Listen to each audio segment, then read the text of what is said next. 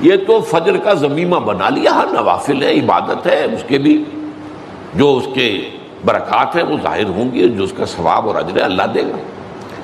لیکن اصل میں جسے تہجد کہا جاتا ہے وہ رات کو سو کر پھر اٹھنا، نیند کو توڑ کر اور پھر سو جانا اور پھر اٹھنا فجر کے لیے۔ جوف کہتے ہیں پیٹ کو، کسی شے کے جوف اللیل، رات کے بطن میں، رات کے درمیان میں، یعنی نصف رات گزر جائے اس وقت سے انسان جو ہے وہ نماز پڑھے اور پھر ثلث رہ جائے تو پھر جاگ جائے، پھر سو جائے اور پھر اس کے بعد اٹھے فجر کے لیے اور سنتیں پڑھے اور آئے مسجد کے اندر۔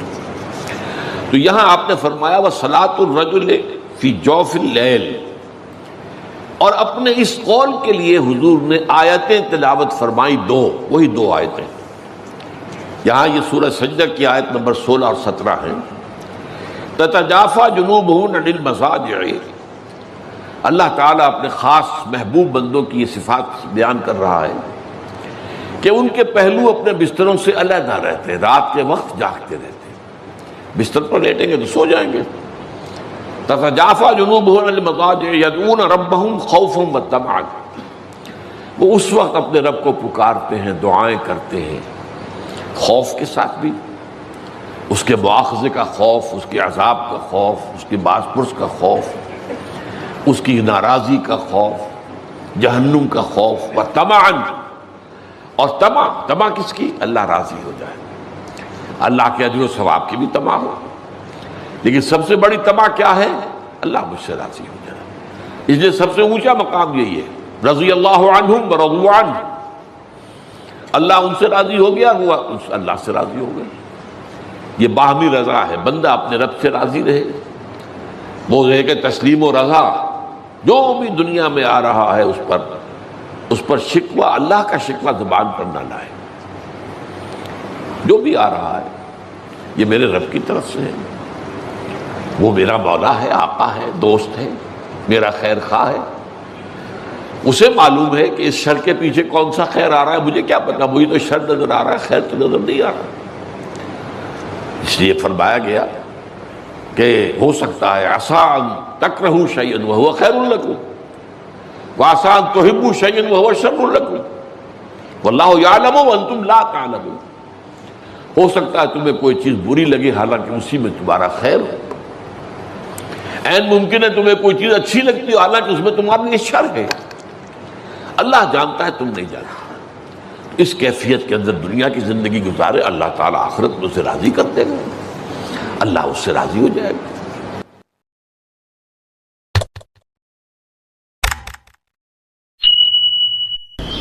میری گفتگو کا جو اس وقت عنوان معین ہے اور جو اس وقت آپ کے سامنے لکھا ہوا بھی ہے، فلسفہ دین میں نماز کی اہمیت، اس میں سب سے پہلے تو میں توجہ دلاؤں گا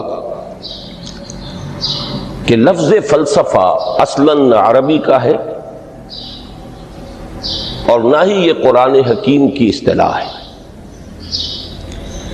یہ لفظ بھی اپنی اصل کے اعتبار سے یونانی ہے۔ فلسفی اگرچہ فلسفی عربی میں اب استعمال ہوتا ہے اور فلاسفہ اس کی جمع بھی ہوتی ہے، لیکن واقعتاً یہ عربی زبان کا لفظ نہیں ہے۔ اسی کی ایک مثال اور ہے تصوف، وہ بھی بظاہر تفاعل کے وزن پر خالص صیغہ معلوم ہوتا ہے عربی زبان کا، لیکن یہ بھی تھیوسوفی، یہ بھی در حقیقت یونانی الاصل لفظ ہے جس کی تعریف کی گئی ہے، اسے معرب بنا کر عربی کا جامہ پہنا دیا گیا ہے۔ فلسفے سے ہم جس علم یا جس شعبہ علم کو مراد لیتے ہیں، قرآن حکیم کی اصطلاح میں اس کے لیے لفظ حکمت ہے۔ اس کا مادہ ہا، کاف، میم، اور اس کا بنیادی مفہوم وہی ہے کہ جو اس سے جو ایک مشتق لفظ ہے استحکام، کسی شے کا مضبوط ہو جانا، پختہ ہو جانا، قوی ہو جانا، ایسی صلاحیت حاصل کر لینا کہ وہ اپنی حفاظت کر سکے، اپنے خلاف کسی بھی اقدام پر اپنا دفاع کر سکے۔ یہ ہا کاف میم کے مادے کا اصل مفہوم ہے۔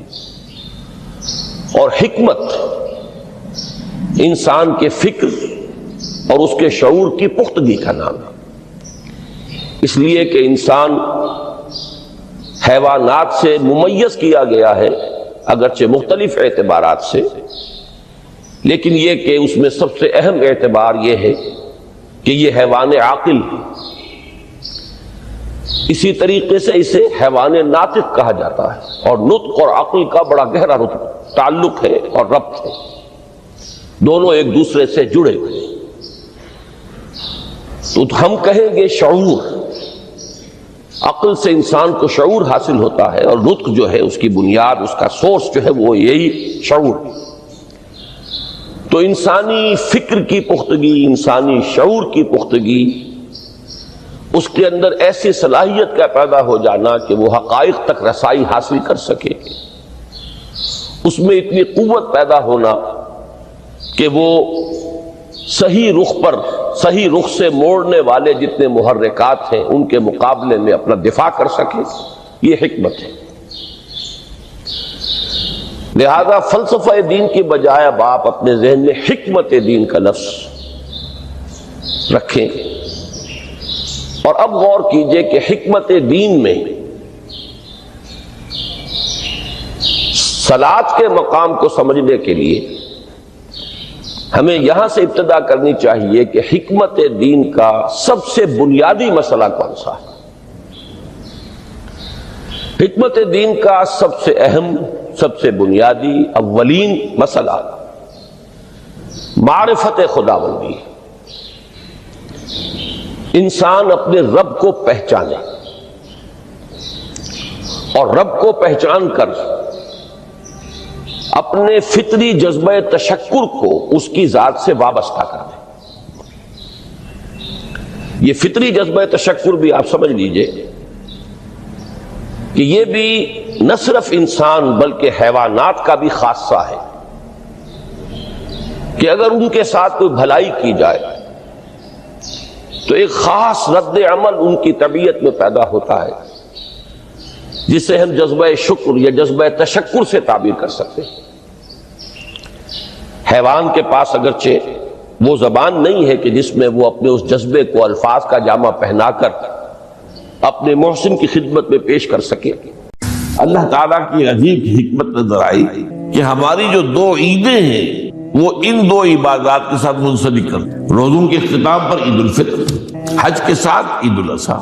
تو گویا کہ ان دو عبادات کی اہمیت میں اگر کسی درجے میں کوئی کمی محسوس ہوتی ہے قرآن مجید کے بیان کے حوالے سے، تو اس کی تلافی اس سے ہو جاتی ہے کہ عیدین ہماری دو ہی عیدیں ہیں، دو ہی تہوار ہیں، اور وہ ان دو عبادات کے ساتھ جوڑ رہی ہیں۔ اب آخری بات سمجھیے، 3 جمع 1 کی بھی ایک تفریق ہے۔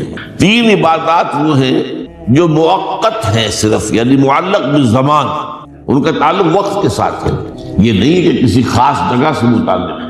نماز ہر جگہ فرض ہے، ہاں البتہ اس کا وقت آئے گا، اگر سورج جو ہے نصف النہار سے ڈھلکے گا تو ظہر کا وقت ہوگا، اگر کسی وجہ سے اللہ تعالیٰ کی حکمت ہو کہ سورج وہیں کا وہیں کھڑا رہ جائے تو ظہر کا وقت آئے گا ہی نہیں، ظہر فرض ہوگی ہی نہیں۔ مغرب اسی وقت فرض ہوگی جبکہ سورج غروب ہو جائے، اگر کسی وجہ سے سورج غروب نہ ہو، اور کیا پتہ یہ ساری باتیں جو ہے قیامت کا جو زلزلہ آنے والا ہے اس میں یہ ساری ہی باتیں ہونے والی ہیں، سورج مغرب سے طلوع ہوگا یہ تو وضاحت کے ساتھ کہا گیا ہے، تو مغرب کا وقت نہیں آئے۔ اسی طریقے سے رمضان کا مہینہ آئے گا تو روزے فرض ہوں گے۔ اس حوالے سے یہ زمانے کا تعلق تو ہے لیکن کسی مکان سے کوئی تعلق نہیں۔ حج وہ ہے جس کے تقریباً تمام مناسک جو ہیں وہ خاص مقام پر ادا ہوتے ہیں۔ آپ سفر کر کے جائیے، مکہ مکرمہ جائیے، اللہ کے گھر کا طواف کیجیے، پھر وہاں سے جو بھی روانگی ہوتی ہے یوم الترویہ 8 ذی الحجہ کو نکلیے اور جا کر منا میں قیام کیجیے ایک رات، پھر 9 کی صبح کو نکلے عرفات جائیے، عرفات میں شام تک قیام رہے گا، لیکن مغرب کی نماز کے وقت کے بعد وہاں سے نکلیں گے، مغرب وہاں پڑھیں گے نہیں، وہ جا کر مزدلفہ میں پڑھی جائے گی، عشاء کے ساتھ ملانا، چاہے کتنی دیر ہو جائے۔ بہرحال یہ ساری چیزیں ایک خاص مقام کے ساتھ ہیں، منسلک ہیں، ہر جگہ پر یہ ادا نہیں ہو سکتا۔ اب اس میں دیکھیے حکمت نظر آ رہی ہے، چونکہ حج جو ہے ایک خاص جگہ پر ایک خاص مقام سے وابستہ ہے، اس کے ساتھ جو عید الاضحیٰ وابستہ کی گئی ہے، یہ گویا کہ حج ہی کے ایک رکن کو پھیلا دیا گیا۔ قربانی جو مناسک حج میں بڑی اہمیت کی حامل ہے، اسے عام کر دیا گیا۔ تم مدینے مکے تو نہیں پہنچ سکے ہو، لیکن یہاں پر قربانی کے اندر تو شریک ہو جاؤ۔ اور بعض مشابہتیں اور بتائی گئی ہیں کہ ذی الحج کا چاند طلوع ہو جائے تو اس کے بعد حجامت نہ کراؤ، ناخن نہ کاٹو، وہ جو کچھ بھی آپ کو معلوم ہے احرام کی کچھ پابندیاں ہوتی ہیں، ایک مشابہت کسی درجے میں ٹھیک ہے، ہم وہاں نہیں ہے، لیکن ان کے ساتھ ایک مشابہت پیدا ہو رہی ہے۔ تو قربانی در حقیقت جو ہے عید الاضحیٰ، وہ گویا کہ ایکسٹینشن ہے حج کی، کہ تمام عالم اسلام کے اندر جو ہے تمام مسلمان جہاں بھی کہیں ہیں وہ حج کے اس ایک منسک کے اندر شریک ہو جاتے، اور جا کر بنا میں قیام کیجئے ایک رات، پھر 9 کی صبح کو نکلے عرفات جائیے، عرفات میں شام تک قیام رہے گا، لیکن مغرب کی نماز کے وقت کے بعد وہاں سے نکلیں گے، مغرب وہاں پڑھیں گے نہیں، وہ جا کر مزدلفہ میں پڑھی جائے گی عشاء کے ساتھ ملانا، چاہے کتنی دیر ہو جائے۔ بہرحال یہ ساری چیزیں ایک خاص مقام کے ساتھ ہیں، منسلک ہیں، ہر جگہ پر یہ ادا نہیں ہو سکتا۔ اب اس میں دیکھیے حکمت نظر آ رہی ہے، چونکہ حج جو ہے ایک خاص جگہ پر ایک خاص مقام سے وابستہ ہے، اس کے ساتھ جو عید الاضحیٰ وابستہ کی گئی ہے، یہ گویا کہ حج ہی کے ایک رکن کو پھیلا دیا گیا۔ قربانی جو مناسک حج میں بڑی اہمیت کی حامل ہے، اسے عام کر دیا گیا۔ تم مدینے مکے تو نہیں پہنچ سکے ہو، لیکن یہاں پر قربانی کے اندر تو شریک ہو جاؤ۔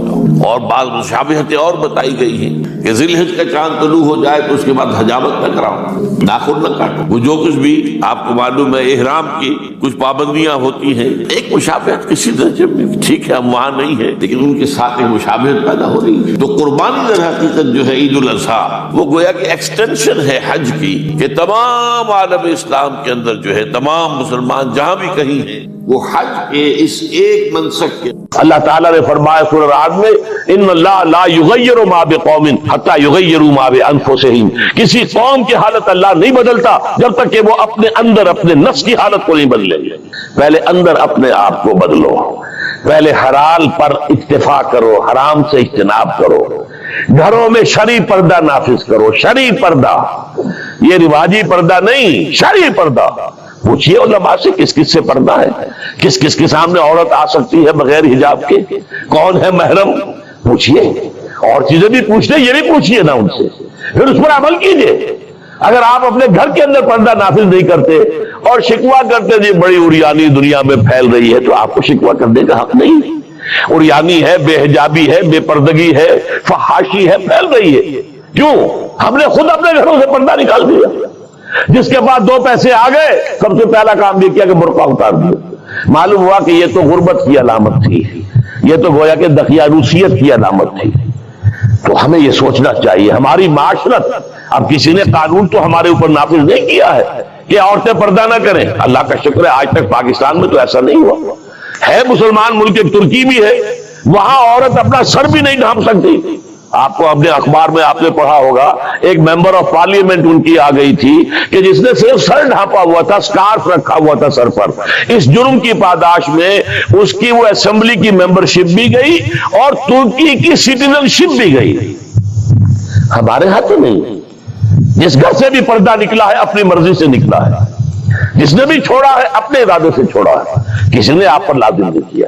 تو پہلا کام دیکھیے اصلاح معاشرہ کا، پہلے اپنے آپ کو بدلو، اپنے آپ کو ٹھیک کرو، اپنے کردار کو، اور دونوں اعتبارات سے اپنی معاش اور معاشرت، معاش آپ کی جو بھی کمائی ہے جس پر آپ کا گزارا ہے اس میں کوئی حرام کی آمیزش نہ ہو، معاشرت جو رہن سہن ہے، باقی ظاہر بات ہے چور کا ہاتھ تو آپ نہیں کاٹ سکتے، وہ تو جب تک قانون نہ بنے اور وہ نظام نہ بدلے، زانی کو آپ سنسار نہیں کر سکتے جب تک کہ شریعت کا قانون جو ہے اس کی بالادستی نہ ہو جائے، وہ آپ نہیں کر سکتے، سود آپ ختم نہیں کر سکتے جب تک کہ وہ نظام حکومت ختم نہ کرے، ورنہ تو ہر ایک جو ہے پورے ہمارے نظام کا جو ہے تانا بانا سود پر ہے۔ لیکن خود تو اپنے آپ کو بچا سکتے ہو، ڈائریکٹ انوالومنٹ تو نہ ہو سود میں، خود تو سود پر قرض نہ لو، خود تو اپنی بچت وہاں رکھ کر اس پر سود نہ کھاؤ، اور فکس ڈپازٹ رکھ کر جو ہے سود نہ کھاؤ. کم سے کم ان دونوں اعتبارات سے جب تک کہ ہم اپنے آپ کو, تقویٰ تو بہت اونچی چیز ہے, اور تقویٰ بھی وہ جتنا کہ اللہ کے تقویٰ کا حق ہے, تو بہت اونچی بات ہے. کم سے کم جو صریح حرام ہے اس سے تو بچیں. تو پہلی منزل یہ, بلکہ میرے اب آج کی ترتیب میں دوسری منزل ہوئی. پہلی منزل کیا تھی؟ یقین والا ایمان حاصل کرو. یقین پیدا کرے ناداں, یقین سے ہاتھ آتی ہے وہ درویشی کے جس کے سامنے جھکتی ہے فقوری. ایسے ایسے درویش گزرے ہیں. اب یہ خواجہ نظام الدین اولیاء رحمت اللہ علیہ دلی میں ایک تخت ہوتا تھا بادشاہ کا, ایک تخت ہوتا تھا ان کا روحانی تاجدار. وہ کون تھے؟ نظام الدین اولیاء رحمت اللہ علیہ. 6 بادشاہ ان کے زمانے میں بیٹھے تخت دہلی پر, کسی کے پاس حاضری نہیں کی. درویش نہیں جایا کرتے عمرا کے گھروں میں. ایک بادشاہ نے کہا کہ میں آنا چاہتا ہوں, روک دیا, نہیں میرے پاس مت آؤ. اس نے کہلوایا میں آ جاؤں گا, آپ کا دربار عام ہے, کھلا ہے, سب آتے, میں بھی آ جاؤں گا, آپ مجھے کیسے روک سکتے ہیں؟ جواباً کہلوایا کہ اگر بادشاہ ایک دروازے سے داخل ہوا تو درویش دوسرے دروازے سے نکل جائے گا. جھک رہا ہے کہ نہیں بادشاہ؟ جب آیا تھا بابر یہاں پر حکومت کو وہ جنگ کرنے کے لیے, پانی پت کی پہلی جنگ ہونے والی تھی سن 1526 میں, پتہ نہیں یہ تاریخ اب لوگوں کو معلوم ہے کہ نہیں. تو وہاں کون تھا؟ ابراہیم لودھی بادشاہ تھا دہلی کا. وہ آیا ہے شیخ عبد القدوس گنگوہی رحمت اللہ علیہ کے پاس کہ حضور حضرت میرے لیے دعا کیجئے, بڑا وقت سخت آ گیا ہے, بابر فوج لے کر آ گیا ہے. ان کا دعا نہیں کی, فرمایا ہٹ جاؤ یہاں سے, ہماری دھوپ چھوڑ دو. دعا نہیں کی. وہ آیا ہے آج جوڑ رہا ہے, دعا کی, دعا نہیں کی, اس لیے کہ ظالم حکمران تھا اور بابر نے شکست دی. تو یہ فقیروں کے پاس چل کے بادشاہ کیوں جا رہے ہیں؟ اس لیے کہ وہ یقین ہے دل کے اندر. یقین پیدا کرے ناداں, یقین سے ہاتھ آتی ہے وہ درویشی کے جس کے سامنے جھکتی ہے فغفوری. بادشاہ جھکتے ہیں جن کے سامنے, وہ کس سے حاصل ہوتی ہے؟ وہ در حقیقت یقین قلبی والی دولت. دوسرا کام, اپنے عمل کے اندر, اپنے کردار میں تقویٰ اختیار کرو, جس کا کم سے کم درجہ یہ ہے کہ حرام سے تو اپنے آپ کو بچا لو اور فرائض کی پابندی کرو. نماز فرض ہے, روزہ فرض ہے, اگر آپ کے پاس مال اتنا ہے کہ زکوٰۃ آپ پر عائد ہوتی ہے, زکوٰۃ دینا فرض ہے, اگر استطاعت ہے تو حج کرنا فرض ہے, جو بھی ہے فرائض وہ ادا کرو. فرائض و واجبات ادا کرو, حرام سے اپنے آپ کو روکو. یہ 2 کام نہیں کرتے تو اگلی آیت کی طرف بڑھنے کا فائدہ ہی نہیں, پھر یہیں پر بات ختم ہو جائے گی, فل سٹاپ ہو جائے گا. لیکن اگر یہ مرحلہ طے کر لیا, خوش نصیب, اس نے اپنی معاش اور اپنی معاشرت کو درست کر دیا شریعت کے مطابق. اب اگلا قدم کیا ہوگا؟ وَاعْتَصِمُوا بِحَبْلِ اللَّهِ جَمِيعًا وَلَا تَفَرَّقُوا. اب چونکہ تمہیں فرد سے آگے بڑھ کر ایک امت بننا ہے, دنیا میں انقلاب برپا کرنے کے لیے, اللہ کے دین کا بول بالا کرنے کے لیے, اللہ کے دین کو غالب کرنے کے لیے تمہیں تو فوج بننا ہے, خدائی فوجدار بننا ہے. لہذا تمہیں جڑنا ہوگا نا. تمہیں جوڑنے والی شے کون سی ہوگی؟ میں نے کہا تھا نا, فصیل کی مضبوطی کا دار و مدار 2 چیزوں پر ہے. اینٹیں پکی ہو, افراد جو ہیں ان میں تقویٰ آ گیا, فرما برداری آ گئی, اینٹ پکی ہو گئی دینی اعتبار سے. اب ان کو جوڑنے والی شے کیا ہے؟ فرمایا اور سب مل جل کر اللہ کی رسی کو مضبوطی سے تھام لو اور تفرقوں میں مبتلا نہ ہو. وَاعْتَصِمُوا بِحَبْلِ اللَّهِ, حبل اللہ اللہ کی رسی, مل جل کر جمیعاً. وَاعْتَصِمُوا بِحَبْلِ اللَّهِ جَمِيعًا وَلَا تَفَرَّقُوا, تفرقے میں مبتلا نہ ہو. تفرقہ ہوگا تمہاری قوت ختم ہو جائے گی. Divided you fall, united you stand. اگر تم مضبوط ہو اور مجتمع ہو, بنیاد مرصوص ہو, تو تمہیں کوئی شکست نہیں دے سکتا. اگر تمہارے دل پھٹے ہوئے ہو, تمہارے اندر رکھنے ہو, تو تمہارے اندر سے غدار نکل آئیں گے. جیسے کہ آپ کو معلوم ہے کہ انگریز جو آیا ہے ہندوستان میں, بنگال میں غداری ہوئی, میر جعفر نے غداری کی, اس لیے بنگال میں پلاسی کی جنگ میں فتح ہوئی لارڈ کلائیو کو. دکن میں ہمارا آخری تیر جسے کہا اقبال نے, ترکشے مارا خدنگے آخری, ٹیپو سلطان آخری چٹان تھی ہندوستان کے اندر, اور وہ بھی ایک غدار کی وجہ سے. جعفر از بنگال و صادق از دکن, ننگے آدم ننگے دی ننگے وطن. تھے کون؟ مسلمان تھے. لیکن یہ کہ اگر آپس میں تفرقہ ہے, آپ کے تفرقے کو دشمن استعمال کرے گا, آپ کو آپس میں ٹکرائے گا، ایک کے مقابلے میں دوسرے کی مدد کرے گا، کبھی دوسرے کے مقابلے میں آپ کی مدد کرے گا، تاکہ آپس میں ٹکرا کر ختم ہو جاؤ۔ لہذا اتحاد، اب کیونکہ یہاں پہ اتحاد لکھا ہوا ہے تو اسی حوالے سے سمجھیے کہ وَاعْتَصِمُوا بِحَبْلِ اللَّهِ، جو اتفاق کیسے آئے گا؟ اللہ کی رسی کو مضبوطی سے تھامو۔ ذکر جسے ہم ذکر کہتے ہیں وہ ذرائع ذکر، ذکر کے ذرائع ہیں۔ اصل ذکر کیا ہے؟ استحضار اللہ فی القلب، دل میں اللہ موجود رہے، یہ ہے ذکر۔ ذریعہ ذکر کیا ہے؟ سب سے بڑا ذریعہ الذکر، قرآن، قرآن کی تلاوت، قرآن کی تلاوت، قرآن کی تلاوت، قرآن کی تلاوت۔ آسیہ گرداں ہوا لب قرآن سراب، علامہ اقبال نے حضرت فاطمہ رضی اللہ تعالیٰ عنہ کا نقشہ کھینچا ہے کہ وہ چکی پیس رہی ہوتی تھی اور قرآن پڑھ رہی ہوتی تھی۔ آسیہ گرداں، آسیہ چکی، چکی کو چکر دے رہی ہیں، اور ساتھ میں نے خود دیکھا اپنے بچپن میں ہماری اپنے خاندان کی خواتین چکی بھی پیستی تھی اور قرآن مجید پڑھتی تھی، اور گود میں بچہ بھی ہے جو دودھ بھی پی رہا ہے ساتھ کے ساتھ، سارے کام ہوتے تھے۔ تو الذکر قرآن۔ اور نمبر 2 یہ مضمون پھر آئے گا جو ہمارا اگلا حصہ ہے اس منتخب نصاب کا 5واں حصہ، اس کا پہلا درس سورہ عنکبوت، اس میں آئے گا ہی۔ دوسرا ذکر کا طریقہ کیا ہے؟ نماز۔ یہ جامع ترین ذکر ہے، اس میں زبانی ذکر بھی ہے، اللہ اکبر، سبحان ربی العظیم، سبحان ربی الاعلیٰ، زبان ذکر کر رہی ہے، اور قرآن پڑھ رہے ہیں، سورہ فاتحہ پڑھ رہے ہیں، اور ساتھ ہی جو آپ کے جسم کی حرکت ہے، آپ اللہ کے سامنے جھک گئے رکوع میں، آپ اللہ کے سامنے سجدے میں گر گئے، تو یہ گویا کہ جسمانی ذکر ہو رہا ہے اور قولی ذکر۔ تیسرے نمبر پر ذکر جو ہے وہ ادعیہ معصورہ مسنونہ، وہ دعائیں کہ جو حضور دنیا کے مختلف کام کرتے ہوئے پڑھا کرتے تھے۔ صبح اٹھے ہیں تو دعا ہے، بیت الخلاء میں جا رہے ہیں تو دعا ہے، باہر نکلے ہیں تو دعا ہے، وضو کے لیے بیٹھے ہیں تو دعا ہے، ہر وضو کو دھوتے ہوئے دعا ہے، پھر یہ کہ گھر سے نکلے ہیں مسجد کے لیے تو دعا ہے، مسجد میں داخلہ ہے تو دعا ہے، کوئی کام ہے ہی نہیں، آئینہ دیکھا ہے تو دعا ہے، کپڑے بدلے ہیں تو دعا ہے، یہاں تک کہ بیوی سے ہم بستری کرنے لگے ہیں تو دعا ہے، کوئی عمل کوئی نہیں ہے کہ جس کے ساتھ دعا ہو۔ تو اس کا نتیجہ کیا نکلتا ہے کہ ہاتھ کارول دل یار، کام آپ کا ہاتھ وہ کام کر رہا ہے اور دل جو ہے اللہ کے ساتھ لگا۔ اور مسنون دعاؤں کا فائدہ کیا ہوا کہ 2 رشتے قائم ہو گئے بیک وقت، ایک رشتہ اللہ کے ساتھ، آپ دعا تو اللہ سے کر رہے ہیں نا، ایک رشتہ حضور کے ساتھ کہ دعا مسنون ہے، آپ وہ الفاظ پڑھ رہے ہیں، اپنی زبان سے ادا کر رہے ہیں جو نبی اکرم صلی اللہ علیہ وسلم کرتے ہیں۔ یہ جو دوام ذکر ہے یہ ہے در حقیقت نفاق کو دور رکھنے کا ذریعہ۔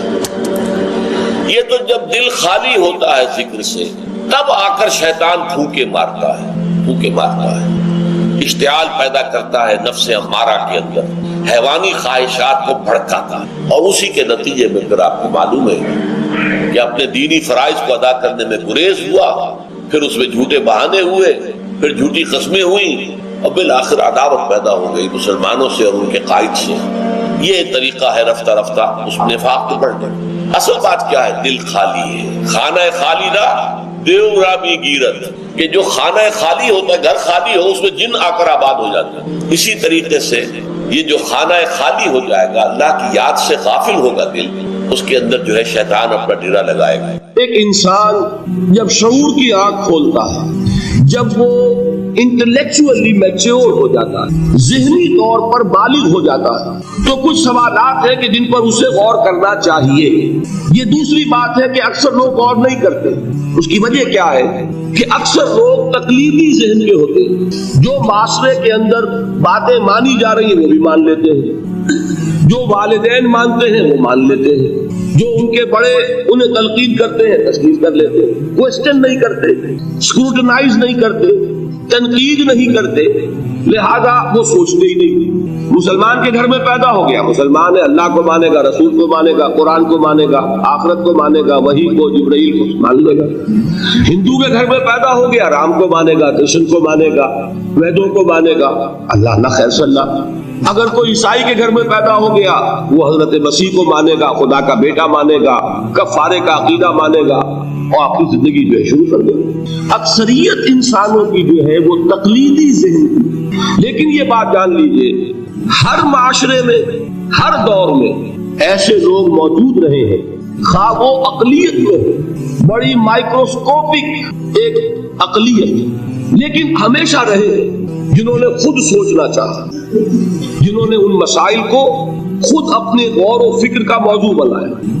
نوٹ کریں گے جب ہم سورہ واقعہ پڑھیں گے، پہلے آیا ذکر قرآن، اس کی عظمت اور اس کا جو ایک مضمر ہے چیز کہ انسان کو اس قرآن کی عظمت اور فضیلت کو سمجھ کر اگر اللہ نے وہ جو شعر علامہ اقبال کا، اگر یک قطرہ خون داری اگر مشتے پرے داری بیا بامن تو آ موزم طریق شاہ بازی را، اگر تمہارے جسم میں کوئی قطرہ خون ہے اور کوئی مٹھی بھر پر بھی تمہیں دے رکھے ہیں، اے چڑیا اے بیا آؤ کہ میں تمہیں شاہ بازی کے طریقے سکھاؤں۔ اسی طریقے سے اگر تمہیں بولنے کی صلاحیت دی ہے اللہ، تو اس کا مصرف کیا ہے؟ خیرکم من تعلم القرآن وعلم، سمجھنے کی صلاحیت دی ہے قرآن سمجھو، بیان کرنے کی صلاحیت دی ہے بیان کرو قرآن۔ پھر یہ کہ اللہ تعالیٰ کی تخلیقی قوت، اس کا تذکرہ ہو، وہاں آپ دیکھیں گے یہ بالکل الٹی یہی ترتیب ہوگی، آخر میں قرآن مجید کی عظمت، اس سے پہلے اللہ کی تخلیقی عظمت، اللہ کے یہی جو اعلیٰ ہے، اس کے بعد اب پہلے جہنم والوں کا تذکرہ یہاں ہو رہا ہے، وہاں بعد میں ہوگا۔ فرمایا کل من علیہا فان، جو بھی ہے اس زمین پر جو بھی مخلوقات ہیں سب فنا ہونے والی، وَيَبْقَى وَجْهُ رَبِّكَ ذُو الْجَلَالِ وَالْإِكْرَامِ، باقی تو رہے گا صرف تیرے رب کا منہ، تیرے رب کا چہرہ جو بہت بزرگی والا ہے اور بہت عظمت والا۔ اب یہ کہ اللہ کا چہرہ ہم کیا اس کو نہیں سمجھ سکتے، آیات متشابہات میں جو اس کا مفہوم سمجھیں گے وہ یہ ہے اللہ کی ذات باقی، باقی سب چیز اللہ تعالیٰ کے سوا سب فانی، پوٹینشلی سب فانی ہے، اپنے طور پر سب کسی کا وجود جو ہے اپنے بل پر قائم نہیں ہے، اللہ جب تک قائم رکھے تو در حقیقت وہ خود اپنے بل پر قائم نہیں ہے، وہ تو اللہ تعالیٰ نے ان کو قائم رکھا ہوا ہے۔ کل من علیہا فان اللہ باقی من کل فان، اللہ ہی باقی ہے، باقی تمام فانی ہے۔ وَيَبْقَى وَجْهُ رَبِّكَ ذُو الْجَلَالِ وَالْإِكْرَامِ فَبِأَيِّ آلَاءِ رَبِّكُمَا تُكَذِّبَانِ يَسْأَلُهُ مَنْ فِي السَّمَاوَاتِ وَالْأَرْضِ، جو بھی ہے آسمان اور زمین میں وہ سب اس کے در کے سوالی ہیں، اسی سے مانگ رہے ہیں، وجود بھی ملا ہے اسی سے، حیات کسی کے پاس ہے دی ہوئی ہے اسی کی، کوئی صلاحیت ہے تو دی ہوئی ہے اسی کی، کوئی ذہانت ہے تو دی ہوئی ہے اسی کی، روز کا رزق جو آ رہا ہے اسی کا عطا کر، ہر ایک سائل ہے۔ واللہ هو الغنی وانتم الفقراء، تم سب کے سب محتاج ہو، تمہارا وجود مستعار، تمہاری حیات مستعار، تمہیں علم جو دیا اس نے دیا جتنا دیا، ولا یحیطون بشیء من علمہ الا بما شاء، تو تمہاری کیفیت یسألہ من فی السماوات والارض، اسی سے مانگتا ہے جو بھی ہے آسمانوں میں اور زمین میں، کل یوم ہوا فی شان، وہ ہر دن ایک شغل میں ہے، اس کی ایک مصروفیت ہے، یا میرے نزدیک اشارہ ہے اسی بات کی طرف، یدبر الامر من السماء الى الارض ثم يعرج الیہ فی یوم کان مقدارہ الف سنۃ مما تعدون، تدبیر امر ہے، ایک دن کی تدبیر وہ کرتا ہے، کیا کچھ حالت ہے وہ ایک دن اس کا 1000 سال کا ہے، اس میں کیا کیا ہونا ہے، کس طرح سے ہونا ہے، پھر وہ احکام کی تنفیذ ہوتی ہے، پھر اس کی رپورٹ ہے، اس کو واپس جاتی ہے، تو کل یوم ہوا فی شان، وہ کوئی ایک یوں سمجھیے کہ کوئی اسٹیٹک کوئی حقیقت نہیں ہے، خود اس کی مصروفیات، کل یوم ہوا فی شان، نئی شان کے ساتھ اس کا ظہور ہوتا ہے، کل یوم ہوا فی شان فبأی آلاء ربکما تکذبان سنفرغ لکم ایھا الثقلان۔ اب یہاں پر کھل کر بات کی کہ تکذبان کیوں کہا جا رہا ہے، ہم جلد ہی فارغ ہو جائیں گے تمہارے لیے، اے دو بھاری قافلوں، اے انسانوں کا قافلہ اور اے جنات کے قافلے۔ ابھی جو ہے اس کائنات کو ہم نے چلایا ہوا ہے، ابھی مہلتیں ہم نے دے رکھی ہیں، وقت مقرر کیا ہوا ہے، اجل مسمى ہے اس کائنات کی بھی اور ہر قوم کی بھی، لکل امت اجل، ہر امت کے لیے بھی ایک اجل ہے، ہر ایک فرد کی اجل ہے، وہ سب ہے، لیکن القریب ہم فبأي آلاء ربكما تكذبان، تو اے جنات اور اے انسانوں کی جماعتوں، تم اپنے رب کی کن کن نعمتوں کا اور کن کن صنائیوں کا، کن کن قدرتوں کا انکار کرو گے۔ یا معاشر الجن والانس ان استطعتم ان تنفذوا من اقطار السماوات والارض فانفذوا لا تنفذون الا بسلطان فبأي آلاء ربكما تكذبان يرسل عليكما شواظ من نار ونحاس فلا تنتصران فبأي آلاء ربكما تكذبان۔ صدق اللہ العظیم۔ چونکہ اس سے پہلے آیت آ چکی ہے سنفرغ لکم ایھا الثقلان، دو بھاری قافلے جو ہیں اللہ تعالیٰ کی مخلوقات میں سے، ایک قافلہ انسانیت اور ایک قافلہ جو جنوں پر مشتمل ہے۔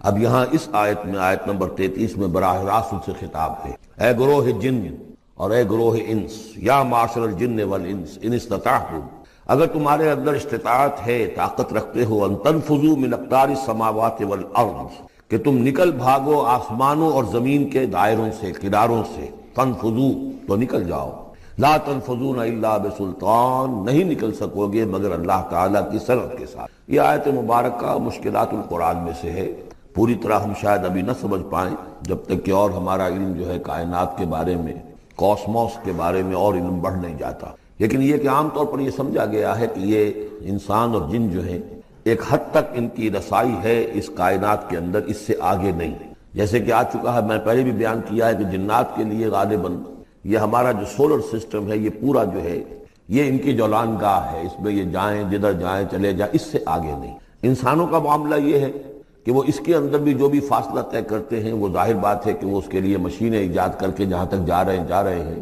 لیکن اس پورے سولر سسٹم تک بھی ان کی رسائی ممکن نہیں ہوگی۔ لیکن یہ کہ ایک گمان میرا ہے جو میں آپ کے سامنے پیش کر رہا ہوں کہ قرآن مجید جب آسمانوں اور زمین کی بات کرتا ہے تو وہ مراد ہوتی ہے کل کائنات، کل یونیورس، اور کل یونیورس کے کناروں سے نکل بھاگنا، اس کے کیا معنی ہے؟ اس کے معنی یہ ہے معدوم ہو جائے، یعنی یہ کہ جہنم میں پڑنے والے چاہیں گے کہ ہم معدوم ہو جائیں، کاش کہ جیسا کہ ہم نے پڑھا تھا سورہ نساء میں، فَكَيْفَ إِذَا جِئْنَا مِن كُلِّ أُمَّةٍ بِشَهِيدٍ وَجِئْنَا بِكَ عَلَىٰ هَٰؤُلَاءِ شَهِيدًا۔ اس روز انسان چاہیں گے کہ اس طرح زمین شق ہو جائے، وہ اس میں دھس جائے اور زمین اوپر سے برابر کر دی جائے، یہ تو ہوگا یوم الحساب کو۔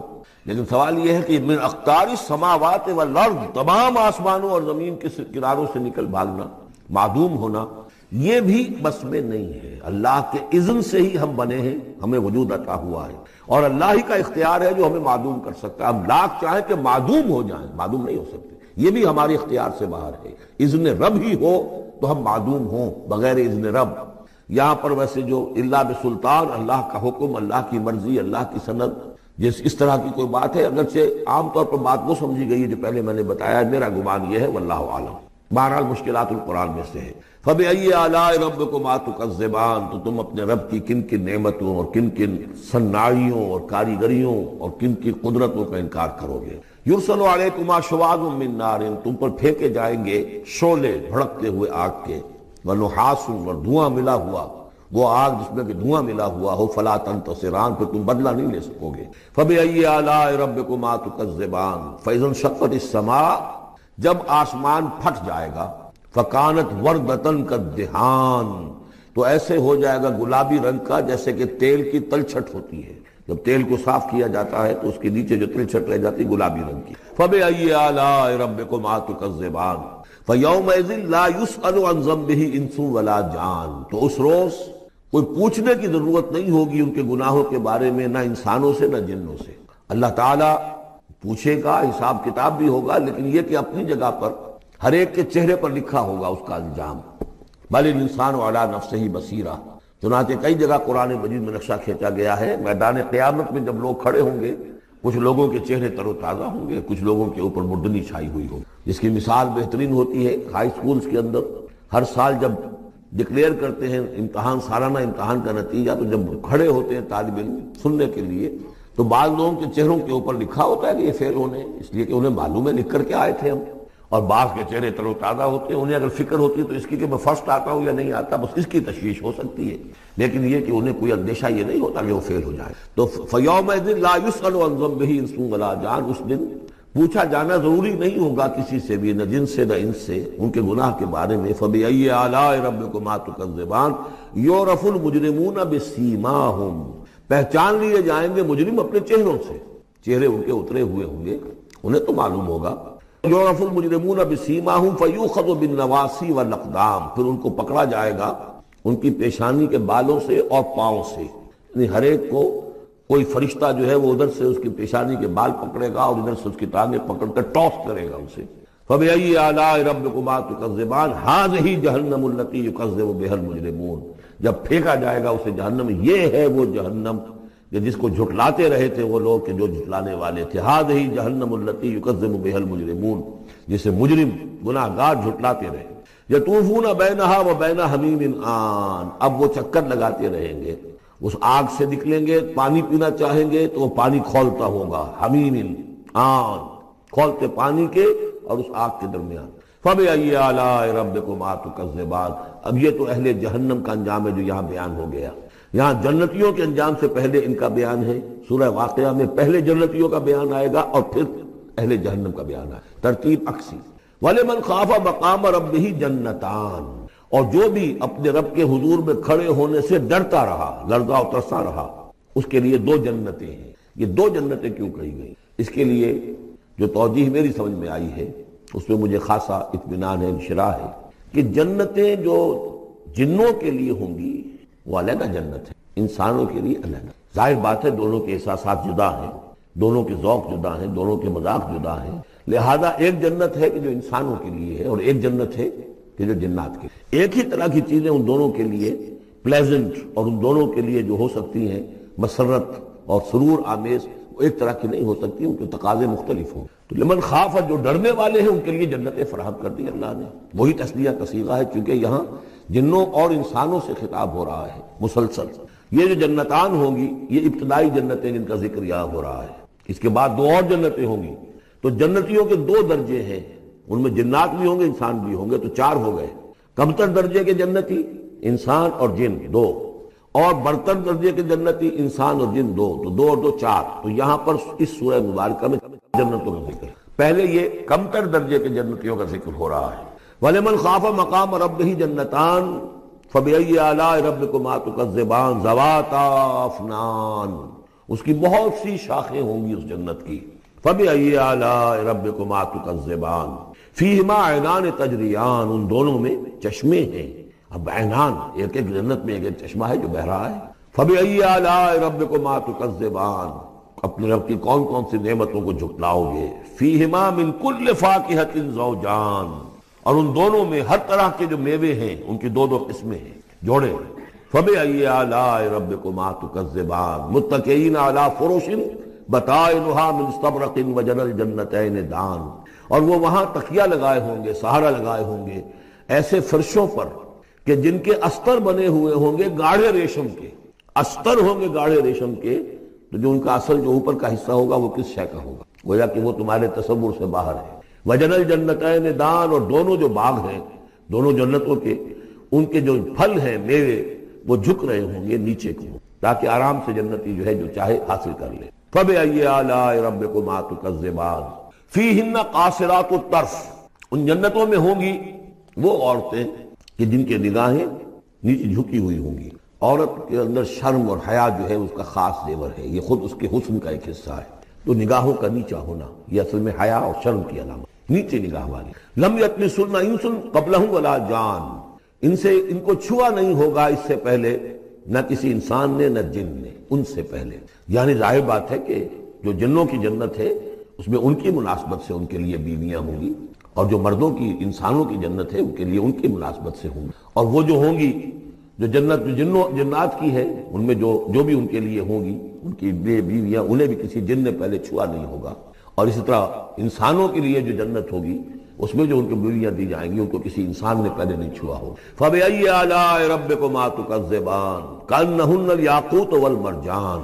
وہ جو ہوں گی بیویاں دی جائیں گی ان جنتوں میں وہ ایسے ہوں گی جیسے لال اور مونگے. فَبِأَيِّ آلَاءِ رَبِّكُمَا تُكَذِّبَانِ هَلْ جَزَاءُ الْإِحْسَانِ إِلَّا الْإِحْسَانُ.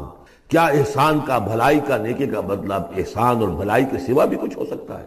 ان لوگوں نے اللہ کے لیے، اللہ کے دین کے لیے، اللہ کے احکام کی پابندی میں جو کچھ بھی انہوں نے محنتیں کی، کوششیں کی، اب ظاہر بات ہے کہ اللہ تعالیٰ کو اس کا بدلہ انہیں دینا ہے انہی صورت. وَمِن دُونِهِمَا جَنَّتَانِ. اور ان سے پرے دو جنتیں اور ہیں. اب اس میں مفسرین کے مختلف اقوال ہیں، پہلی جنتیں کن کی ہیں، دوسری جنتیں کن کی ہیں. اس لیے کہ اس کے لیے دو الفاظ جو آئیں گے سورہ واقعہ میں آئیں گے کہ ایک اصحاب الیمین ہے اور ایک مقربون ہے. ایک وہ ہے جو آگے اللہ کے بہت ہی مقرب بارگاہ ہو جاتے ہیں، اولئک المقربون. اور ایک وہ ہے کہ جو داہنے والے ہیں اور ایک ہے شمال والے. تو ایک تو ہے بنیادی، یہ گمراہ تھے، یہ جہنمی، یہ نیک تھے، اور یہ جو ہے جنتی ہیں. لیکن ایک ہے بہت آگے والے، فالسابقون السابقون اولئک المقربون، وہ لوگ جو آگے نکل جانے والے ہیں.